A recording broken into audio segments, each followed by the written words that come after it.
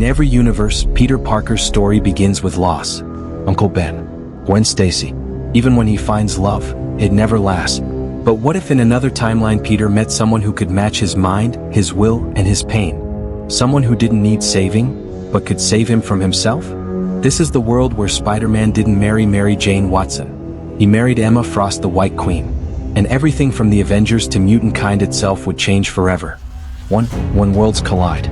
It begins during the Avengers vs. X-Men conflict. New York burns in chaos. The Phoenix Force descends. Spider-Man swings through the smoke, saving civilians as the heroes tear each other apart.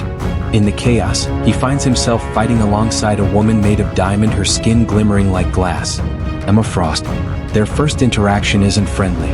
She calls him the insect in red pajamas. He replies, "At least I'm not cosplaying a chandelier." But when Emma reads his mind, she finds something she doesn't expect. Not arrogance, not ego, but guilt, bam, hope. And that intrigues her. To Mind and Mask. After the battle, Spider-Man visits the X-Men school as a teacher. He believes mutants deserve a chance at guidance, not fear. Emma, skeptical, watches him from afar. A man hiding behind jokes, yet carrying the weight of 1,000 lives. One night, she enters his mind without permission. But instead of fury, she finds forgiveness. She sees Uncle Ben, Gwen, Aunt May, every loss carved into his soul.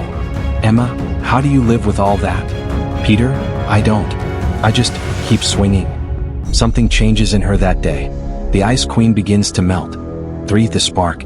They start working together, training young mutants, fighting sentinels, protecting a city that fears them both. Spider-Man shows her what compassion means outside the walls of Xavier's mansion. Emma shows him that strength isn't always moral, sometimes it's necessary. A night in Hell's Kitchen, they save a child from a collapsing building. Spider-Man nearly dies in the process. Emma, desperate, shields him with her diamond form, cracking under the pressure. As she cradles him, her voice trembles. "You idiot, don't you ever die on me again." And for the first time, the White Queen cries. For the wedding of two worlds. Months later, the world is stunned. Headlines scream, Spider-Man marries the White Queen. Tony Stark calls it madness. Cyclops doesn't approve. Even Mary Jane attends, but with tears in her eyes, not anger, but acceptance.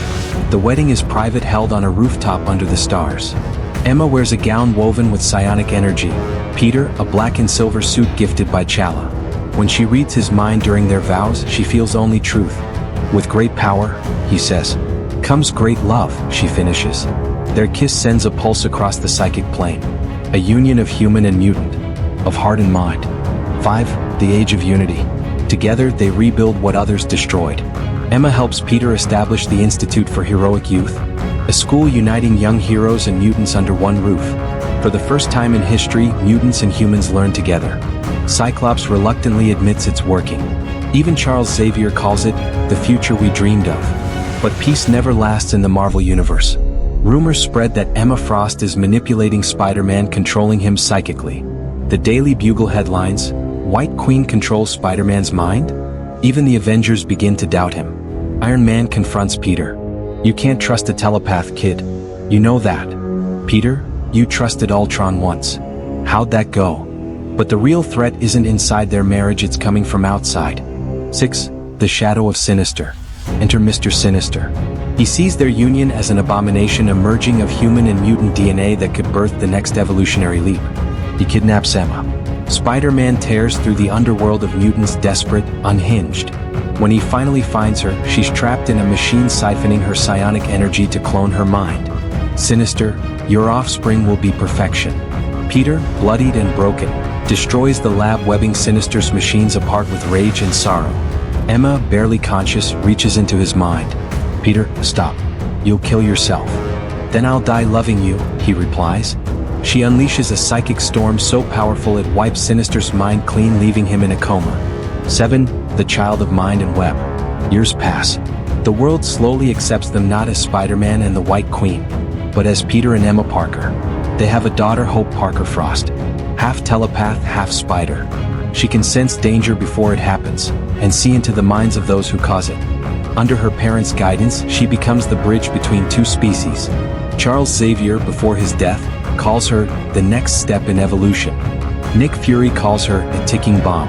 But Peter calls her our miracle. The price of peace. In their final years, Peter and Emma retire to a quiet home on the outskirts of New York. Heroes visit them for counsel. Mutants call them legends. As they sit on the porch one night, Peter asks, "Did we really change the world?" Emma smiles softly. "We changed each other. That's how the world changes." The camera pans upward, a skyline lit by web patterns and telepathic energy. A world finally united not by fear but by love. In the infinite multiverse, there are countless Spider-Men. But only one found a queen strong enough to share his crown. In this universe, love wasn't his weakness. It was his evolution. What if Spider-Man married Emma Frost? He wouldn't just be a hero. He'd become legend.